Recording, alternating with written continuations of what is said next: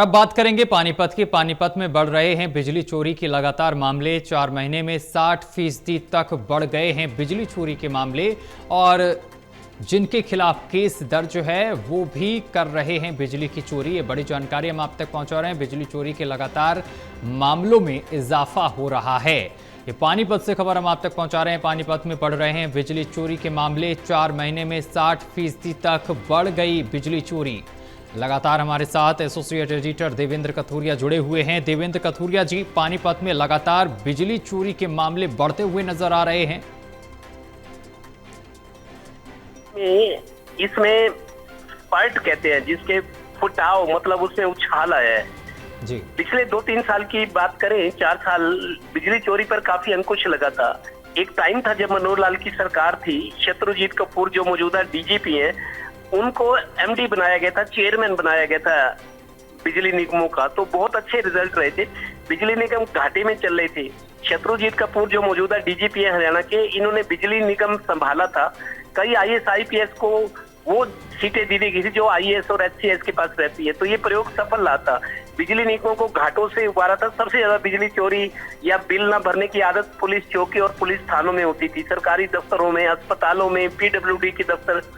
तो वो बिल नहीं भरते थे। सरकारी दफ्तर होने का उनको एक टैग होता था कि हमारे पर कार्रवाई नहीं, भर देंगे, लापरवाही की। तो शत्रुजीत कपूर जब ने बिजली निगमों का महकमा संभाला था, उन्होंने थाने और चौकियों में मीटर लगवा दिए थे बकायदा, जहां कभी मीटर होते नहीं थे।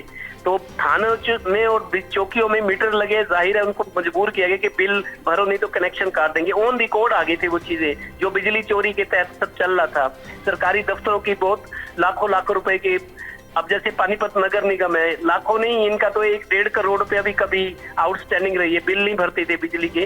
तो सरकारी दफ्तरों पर सख्ती की गई, मीटर लगवा गए पुलिस चौकियों में, थानों में। ये शत्रुजीत कपूर के टाइम हुआ था।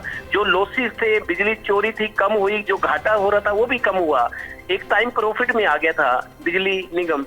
लेकिन उनकी बदली के बाद अफसरों को बदला जाता है, तो फिर मेरे को लगता है ये गाड़ी पटरी से उतर रही है। लोग बिजली चोरी के इतने आदी हुए। एक वजह ये भी होती है पिछले दिनों बिजली के रेट बढ़े, हालांकि इतना नहीं है। जिसने बिजली चोरी नहीं करनी वो नहीं करेगा, भले ही रेट कितने हो। ये नियत की बात है, स्वभाव की बात है और अपने फर्ज की बात है। तो अब फिर पानीपत की बात करता हूँ। पानीपत में बिजली चोरी बढ़ रही है। पिछले 4 महीने में 61% तक बिजली चोरी के मामले बढ़े हैं, और वो लोग भी बिजली चोरी कर रहे हैं जिन पर कई बार पहले केस दर्ज हो चुके हैं।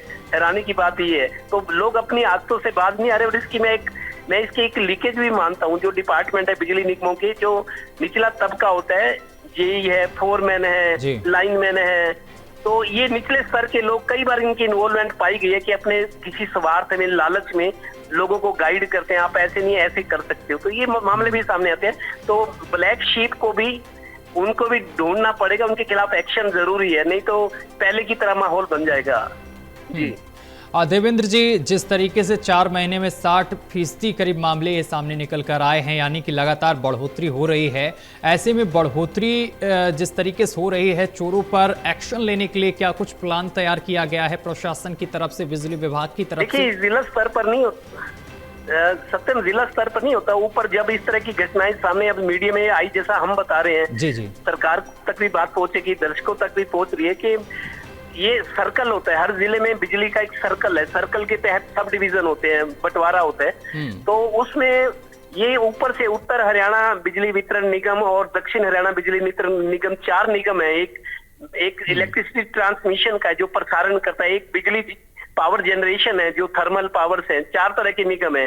बिजली वितरण के 2, उत्तर हरियाणा, दक्षिण हरियाणा। और पावर जनरेशन वो जो प्लांट जहां बिजली पैदा होती है, यमुनानगर, हिसार, खेदड़, पानीपत, फरीदाबाद। तो चौथा ट्रांसमिशन होता है जो बिजली का संप्रेषण करता है, लाइनों में सप्लाई करता है। तो ये 4 निगम है। लेकिन बिजली वितरण जो निगम है उन पर ज्यादा जिम्मेदारी है, क्योंकि बिजली चोरी करना, बिल ना भरना, डिफॉल्टर हो जाना और तरीकों से निचले स्टाफ के साथ मिलकर, मान लो कनेक्शन कट गया तो निचला स्टाफ जो होता है उनकी बहुत भूमिका रहती है इस मामले में। उनकी इन्वॉल्वमेंट भी पाई जाती है, जो फील्ड के लोग होते हैं। बिल्कुल। तो सरकार को अब फिर सख्ती करनी पड़ेगी, नहीं तो फिर हालात बिल्कुल, प्रशासन को एक बड़े एक्शन की जरूरत है ऐसे लोगों के खिलाफ। बहुत शुक्रिया आपका देवेंद्र जी हमारे साथ जुड़ने के लिए और तमाम जानकारी साझा करने के लिए।